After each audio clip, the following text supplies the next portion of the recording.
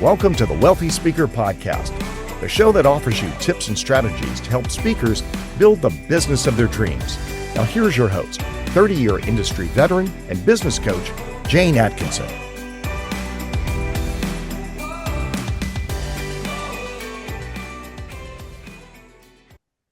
Hey, welcome to the Wealthy Speaker Podcast, everybody. Today's show is called The Evolution of a Seven-Figure Speaker. Our coaching client, Ryan Estis, is back to share an update of his journey. Ryan, welcome back to the show.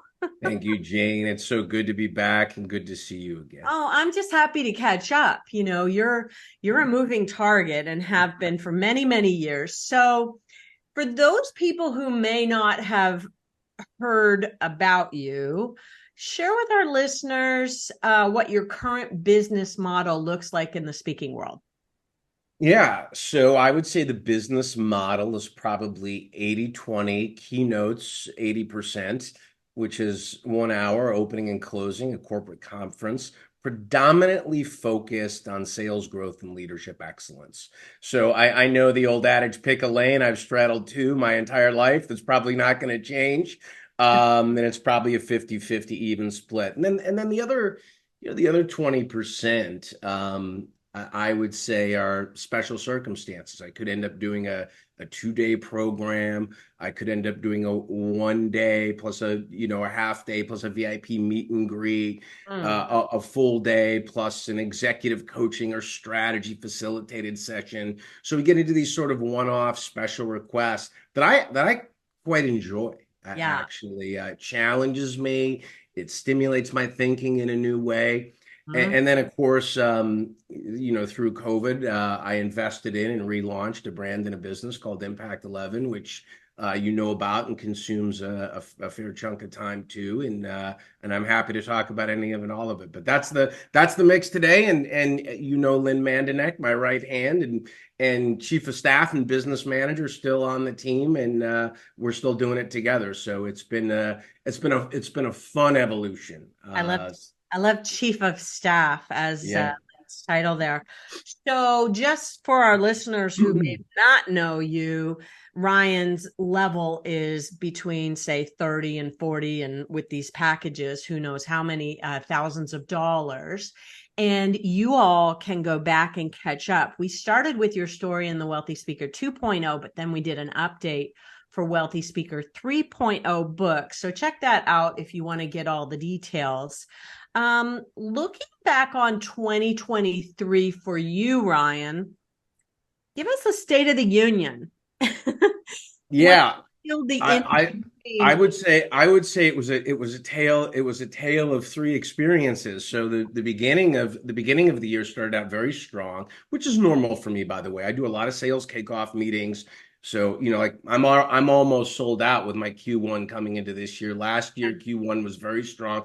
And then I would say there was a dip. There was a soft period, and we could get into the reasons why in terms of, the marketplace, where I was in terms of the competitive landscape.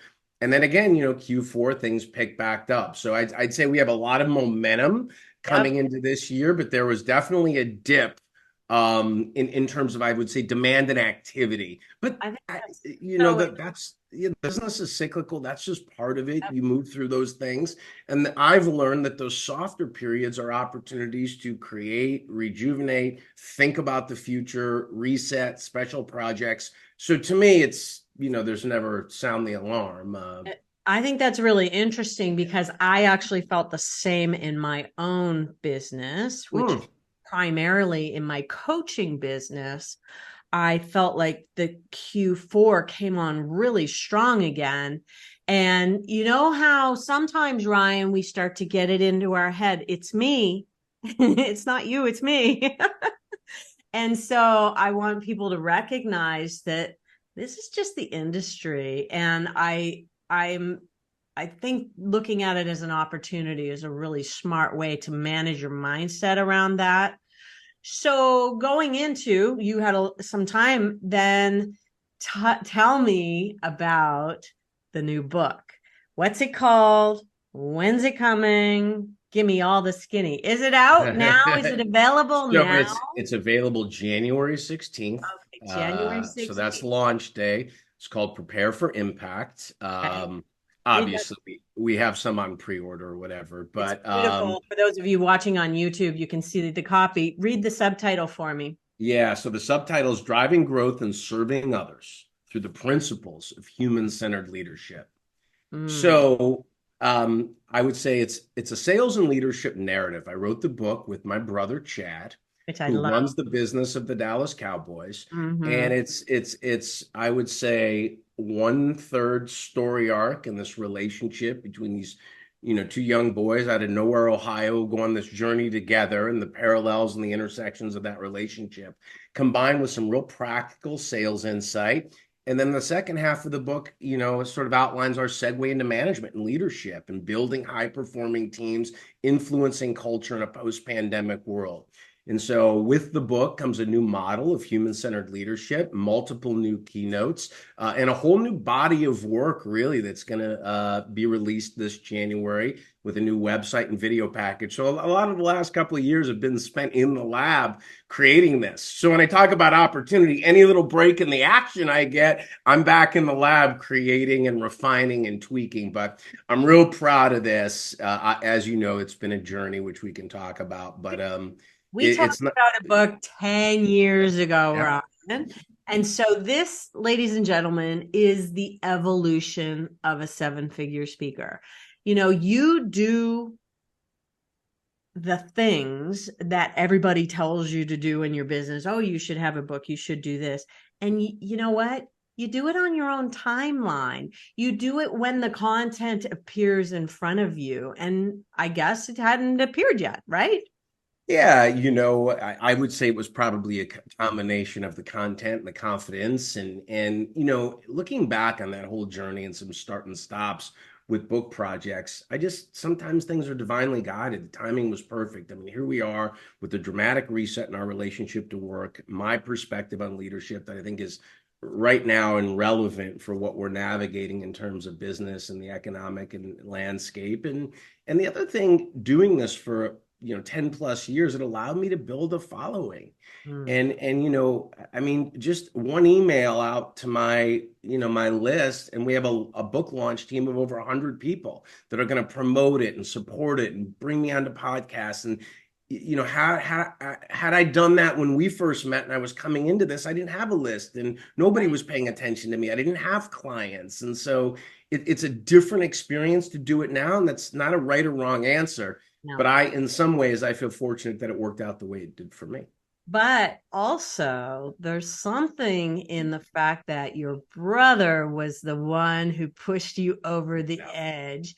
And I love that he runs the Cowboys organization, because all I'm seeing in my mind is pre-sales. Let's put it out to everybody. There's a lot there. And this is going to be a best-selling book. I mean, it feels destined in my mind.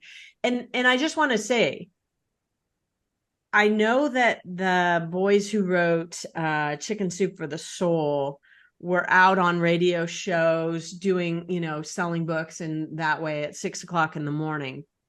But the best way to sell books is 500 or 1,000 or 2,500 at a time, right, through your audience.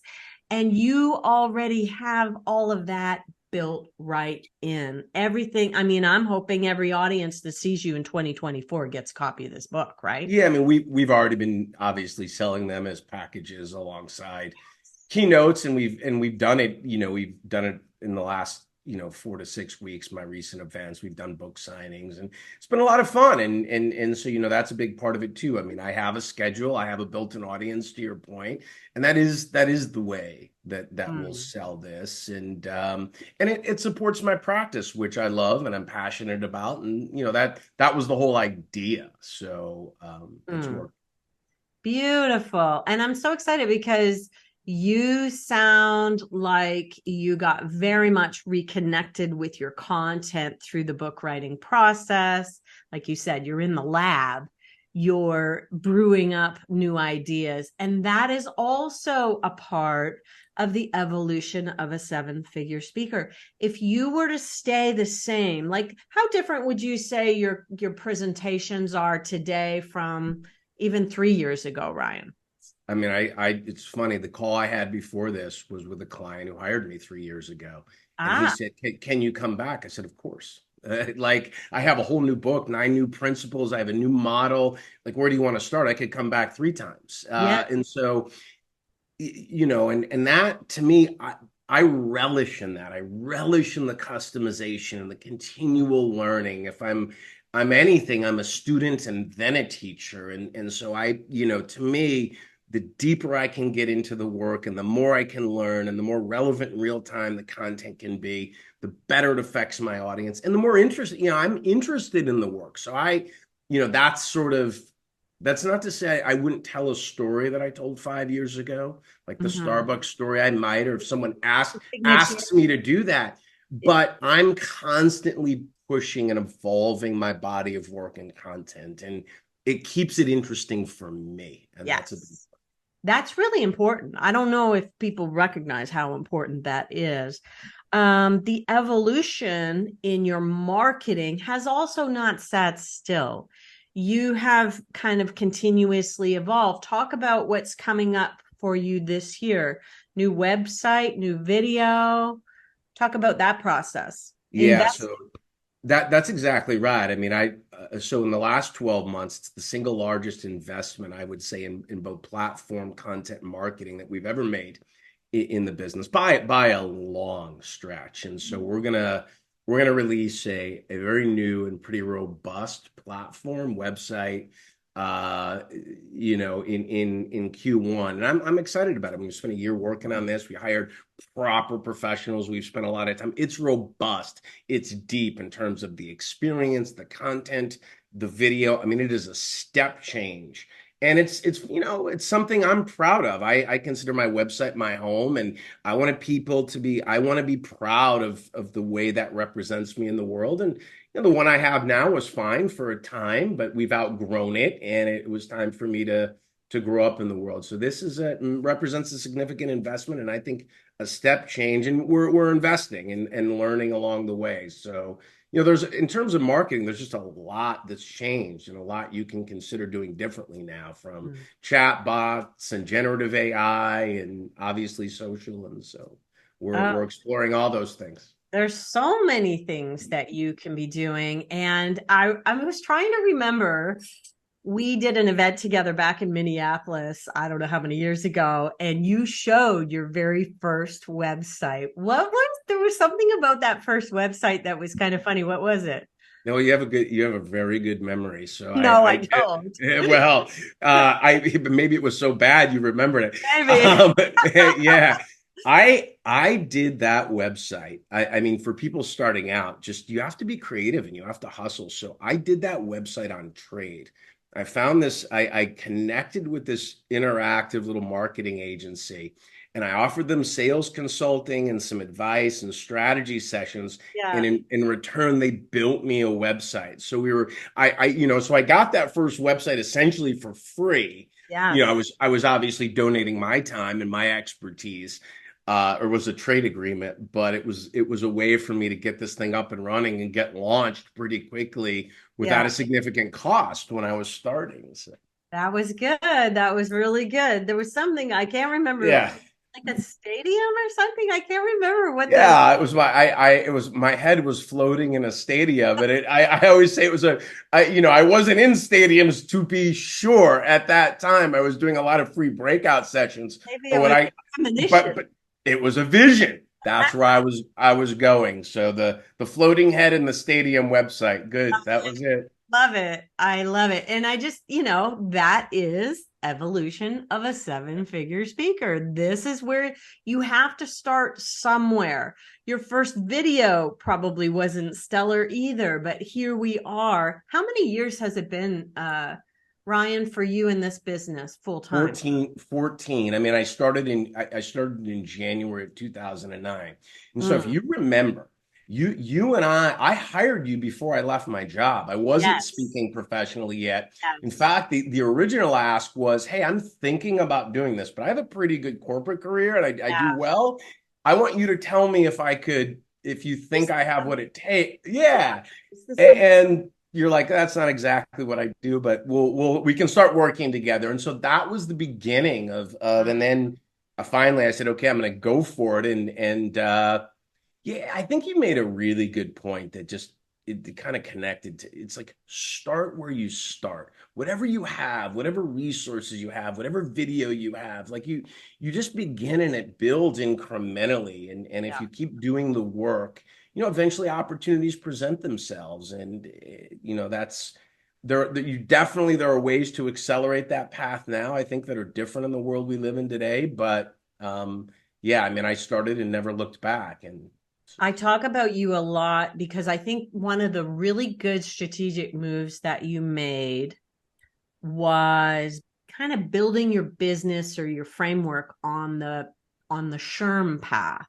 Talk about what SHRM has been for you and what they were in those first years while you still had your job, your day job.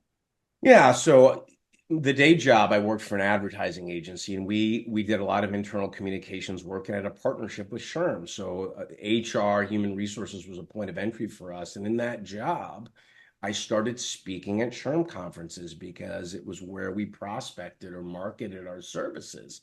And the reality, SHRM is responsible for everything. I mean, I go all the way back to credit them to my success. I mean, they supported my work early on. They gave me opportunities to speak and hone my craft. If you think about SHRM, they're the eighth largest trade association in the world. They literally offer legitimate speaking opportunities by the thousands. Every city, every township has a chapter. They're doing breakfast meetings, roundtables, the continuing education events. And so anybody that's talking about leadership, work, culture, the future, mental health, SHRM, it's such a great platform to sort of hone your skills.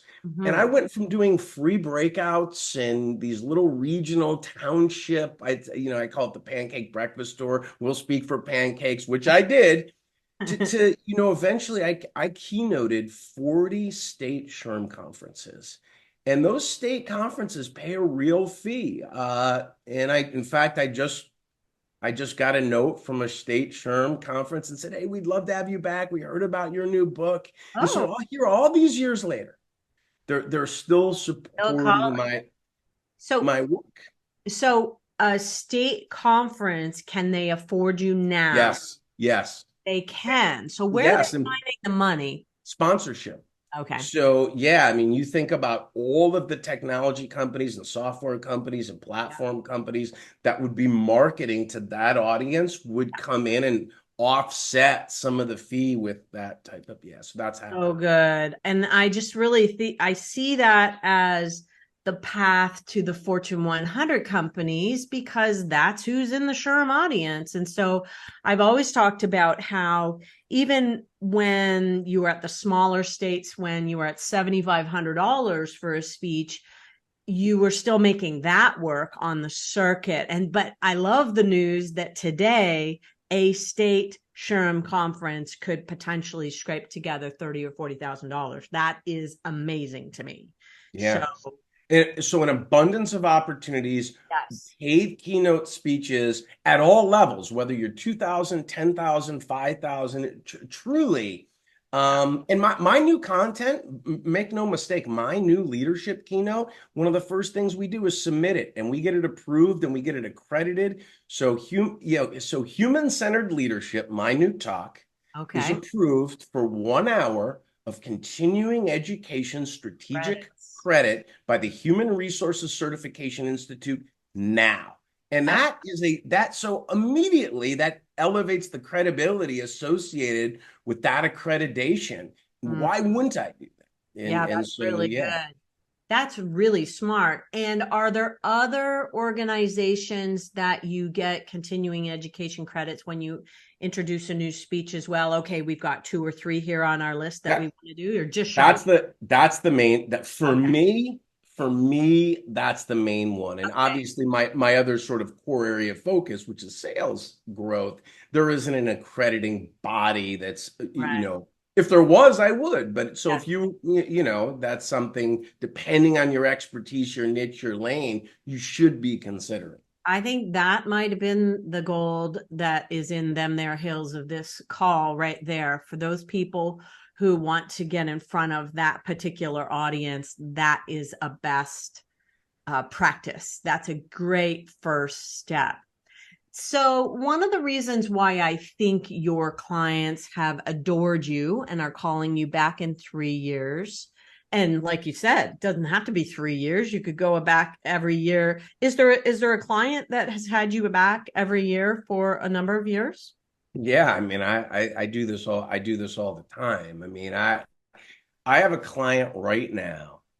I did my first keynote in, I think, toward the end of 2018, maybe 2019.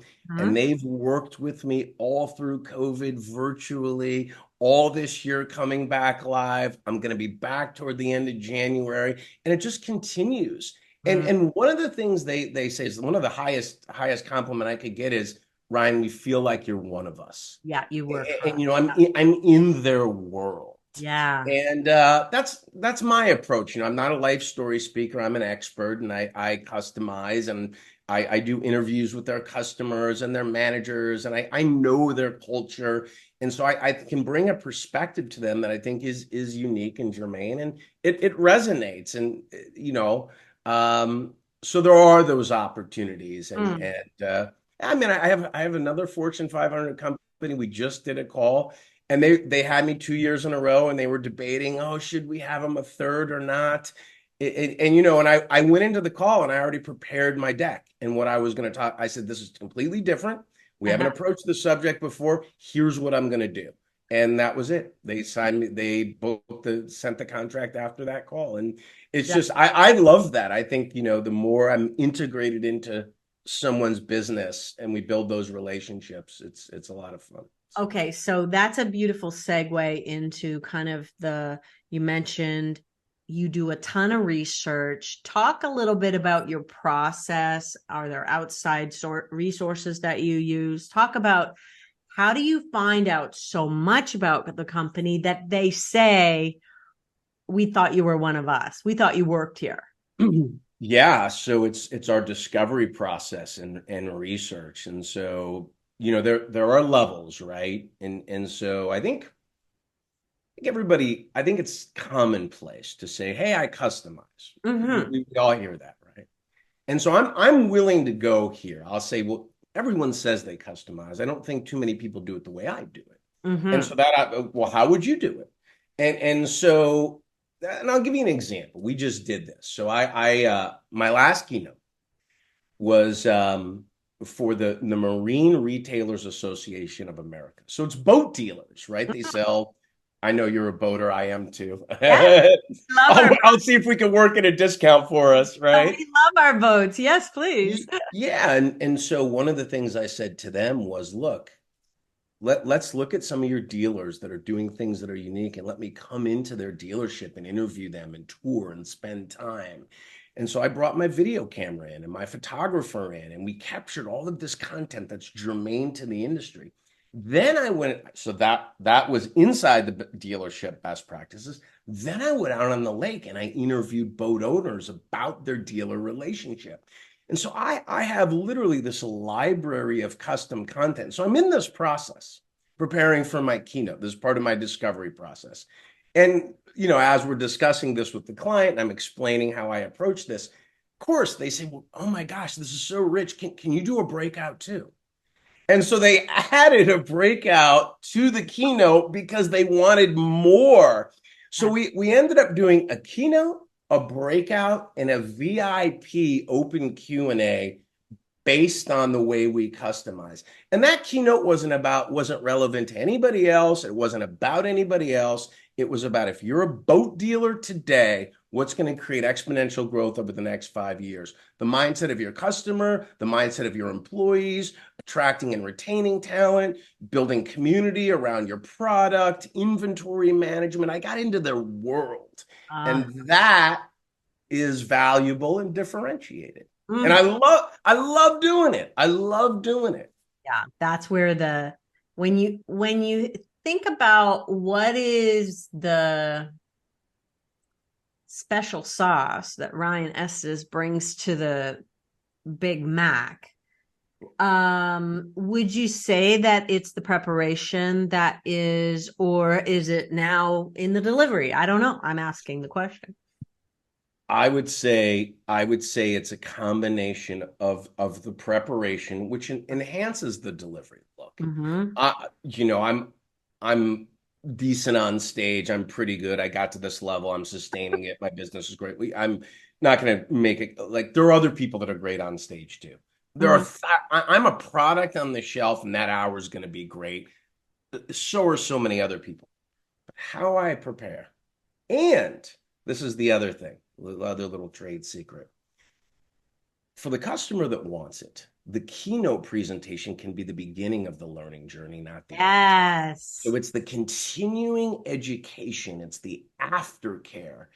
And I call that my value stack. It's everything we build around the hour to create value for the client in terms of approach, preparation, customization, but then aftercare and continuing education.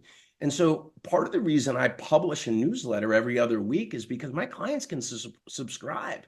Like if you're invested in growth, this is the beginning of our relationship. We can go on this journey together. I've had clients who've been part of my community for 8-10 years. It's why they keep hiring me.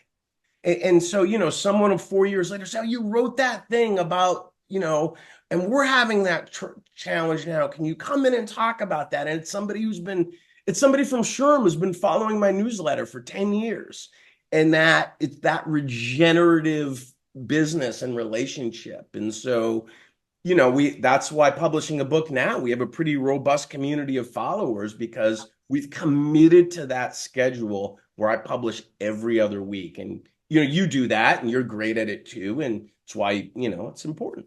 Yes, it is important. That consistency, being on time with that consistency becomes really, really like a religion, just do it. Just do it every single week or every second week or whatever you decide to. I love the boat dealer story. That was so good. Okay, that's prep. Let's talk about what changed as a result of COVID in your business. Yeah, a few things changed that I think are notable. And, this may get a little philosophical or esoteric, as we have a tendency to do because we have such a history. Mm-hmm. But, I came off 2019, which was, by all standards of measurement, one of the best years I've ever had on tour, right? I mean, I had 84 keynotes, high fee. And I took 2 months off, actually. Took August completely off, turned down over $200,000 worth of business, just physically trying to sort of manage. That gets me giddy. That makes me giddy, turning down over $200,000. Yeah. And, but I got to the end of that year and I just, at this phase of my life, and I thought about the things that are important to me. And I had a great 10 years. Like when 2020 happened and COVID happened, and it was like, whoa, the world stopped and I'm home. Once you got over the shock of that and you realize, okay, this is settling in and I'm not going anywhere. Mm-hmm. 4 to 6 weeks into that, I started to really get reflective. And I thought, okay, what a great 10-year run I had from 2009 to 2019. And we grew top line of that business. Every year we grew. And so it was 10 years of growth. My sales background served me well, our relationship. But I got to the end of that and I thought, okay, what do I want the next 10 years to look like of my life? This is a lifestyle business and by and large. And I started to really reflect on some of the things in my life that were missing. And I enjoyed being home, to be honest. Community. Mm-hmm. I bought a boat. That's when my boating relationship started because I'm like, I don't have anywhere to go. Everything's closed. Yeah, finally he's enjoying the fruits of his labor. Yeah, I learned how to wait. The happiest day on Instagram I've ever had when I started recording behind your boat. Yeah, and I learned how to wake surf, and I built, I deepened relationships with friends in this community, and part of what I reflected on was I don't want to feel isolated or alone anymore in this work. Mm. That for me, I did it for 10 years. I built something I'm really proud of, but I miss being a part of the connectedness and the community. This, no one, I mean, you sort of told me, but I didn't, oh, what do you mean I'm going to be The water isolated? cooler. You miss the water cooler. I You did. miss the community in when you're And in a job. yeah, and I underestimated that, Mhm. and what it would feel like to do 14 events in 4 weeks, and to be living out of a suitcase, and to be in all these hotels and sleep in hotels over 130 nights a year, and so a couple decisions were made. Number one, the days of me doing 84 events are over. I Mm. physically, emotionally, I just don't, that's not my pace anymore. And then the investment into community and relationships is just non-negotiable.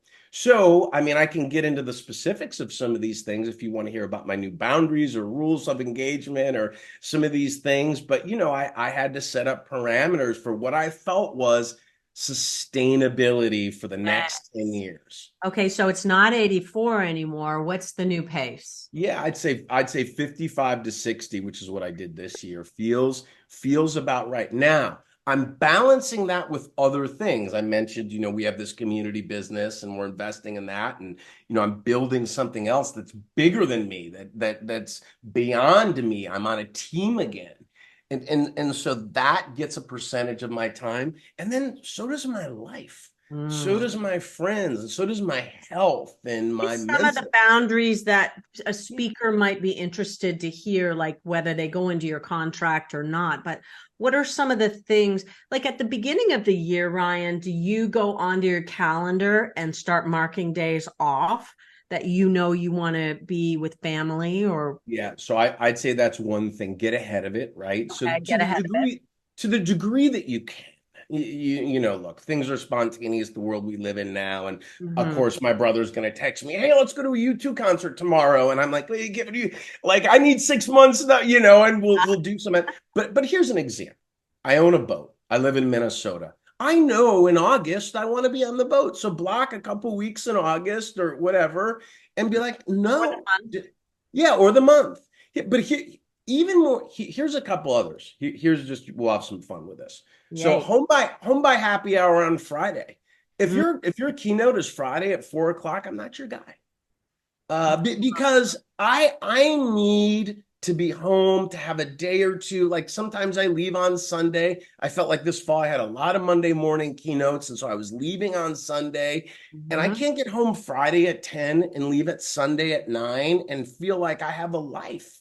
I need a day, like I need a day in there to go to dinner with a friend or go on a date or like whatever it is. Yes. And so having some time to reset and rejuvenate and I, and I just want to say that you and I both recognize what a first world problems we're talking about. Okay. You and I both get that this is a place of privilege that you are in, that you will say no to a Friday at 5 o'clock keynote. well, This is such an honored, sacred place. yeah, but it's earned. It's earned. And, Yes. and 14 so years of 14 yeah, years of doing the day yeah. in. Yeah, I mean, I look, when I was in Mandan, South Dakota, Friday night at 8 p.m. for chicken, speaking on paying to be there, Yes. essentially, I was doing the work and earning my reps. And so Yes. I never take it for granted. Every time I step onto the stage, I a little mantra is you realize like someone would do this for free. And so you're Mhm. getting a lot of money to serve. And it isn't about me anymore. It's about, that's why I prepare the way I do, and that's why I customize. And I'm better doing 50 speeches than I am 80 because it's not the same hour. I can give more to my audience that way. And I feel better about it. They feel better about it. it's enough, and so I don't take it for granted. It's something I feel like I have to keep earning. And that's why the book, the newsletter, the website, it's not like I'm not working hard. I Yes. might just be working a little differently now. Yes. And you have to think too, like at a certain level, what's sustainable for you Mhm. and the quality of your life. And my definition of success has changed. And I love, so and I remember Joe Calloway saying, I will not do a speech with alcohol involved where they're serving alcohol before I talk.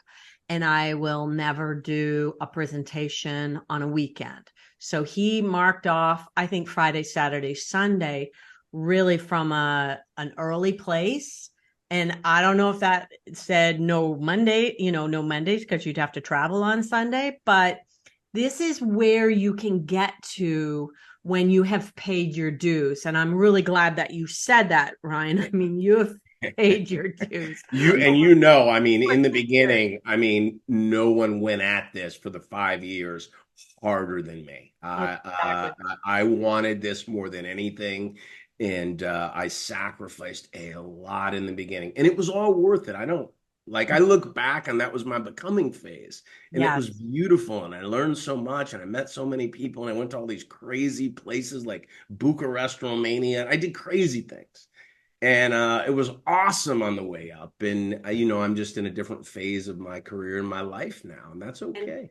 I love that COVID caused you to really reevaluate the 84 because you're recognizing that number one, this business is a very lonely place. Sure, it can be. And Vince used to say that to me a lot. It kind of like it's lonely at the top kind of thing. And you have to really live it to understand what that means. 99, I mean, yes, you're out there getting glory from 5,000 people giving you a standing ovation. And then 2 hours later, you're alone again in your hotel room, maybe working or whatever, or eating at a restaurant alone. There's a lot of aloneness. And I'm so happy that you mentioned that. Just Yeah. because I think people need to prepare and bring in their outside forces in order to offset that. So, yeah, I mean, like no one, to your point, it's a lived experience, right? And so, I'll never forget like reading your book for the first time and in the the cartoon with the person, stepping off the stage. And I thought I will do anything.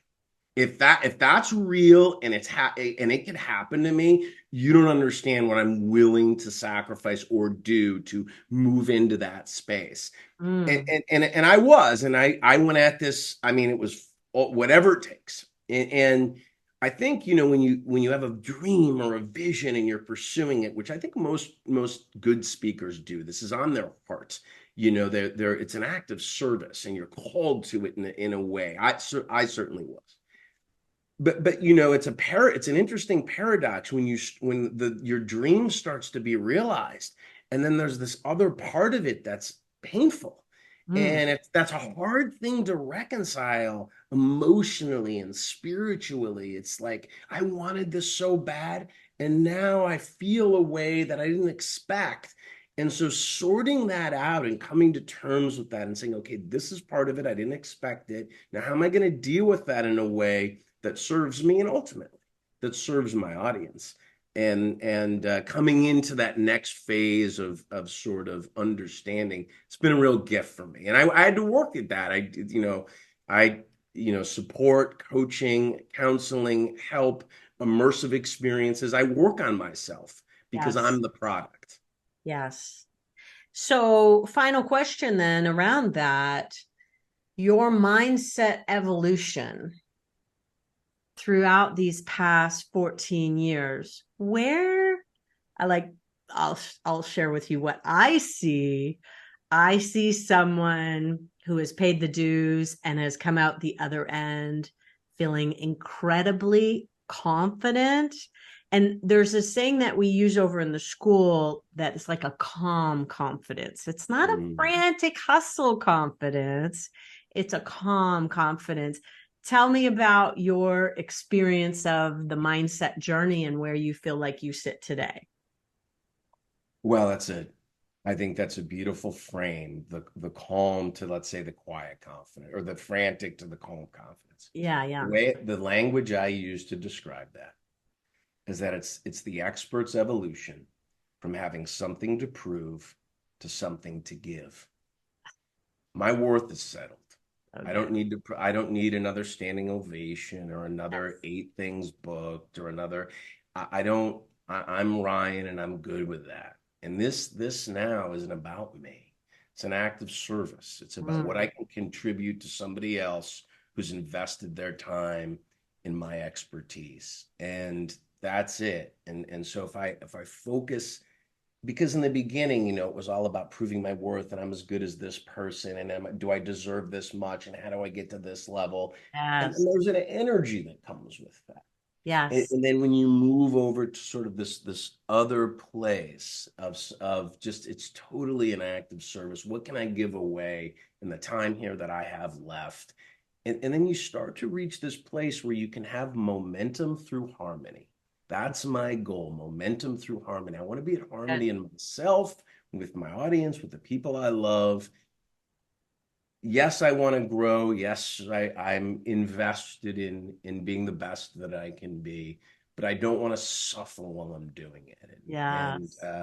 And I think it's just when you get to that place, you're in a better position to serve, to have impact, and to have a quality of life that you enjoy.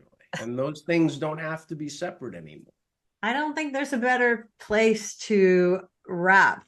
That is just a beautiful vision, momentum through harmony. As Beyonce said in her behind the scenes video, at this point in my career, I have nothing left to prove.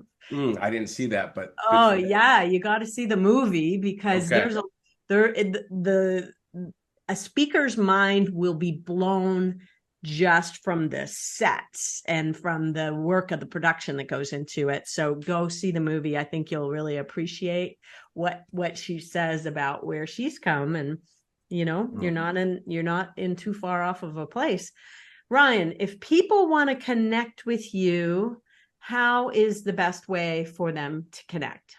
Yeah, so RyanEstis.com is the website, and then LinkedIn is a great place. We have an active presence on there. Instagram too. It's just at Ryan Estis, and probably those are the best 3 places. Okay, so your book, let's say the name and the subtitle again of the book. Yeah, it's Prepare for Impact: Driving Growth and Serving Others Through the Principles of Human-Centered Leadership.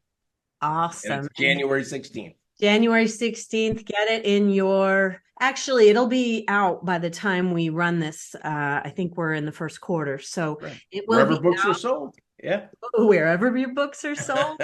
Don't walk, don't run. I mean, run, don't walk. I'm so excited for you with this new book, and I cannot wait. Hey, drop me a line when the new website drops, because it'll be a part of everything that we do over here. I love showcasing you and what you have done in your world. Ryan, thank you so much for taking time out of your insanely busy schedule to be with us on the Wealthy Speaker Podcast. Well, and I'll close by saying this. It was a real privilege to come back and reconnect with you, and the whole story, the whole podcast, the book, the journey, momentum through harmony. None of that would have happened to me if it wasn't for you.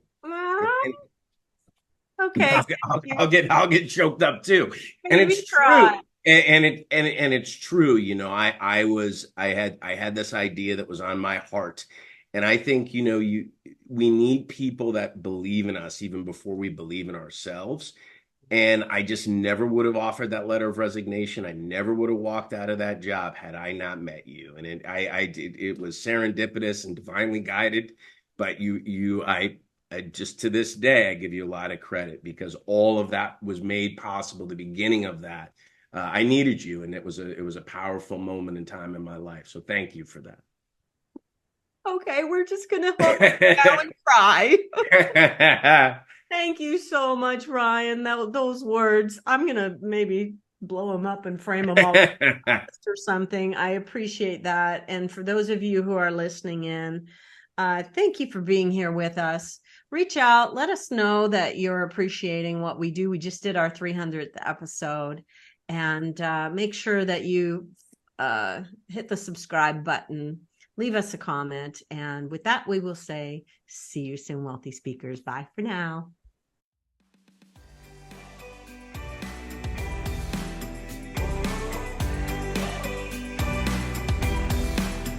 Thanks for listening to the Wealthy Speaker Podcast.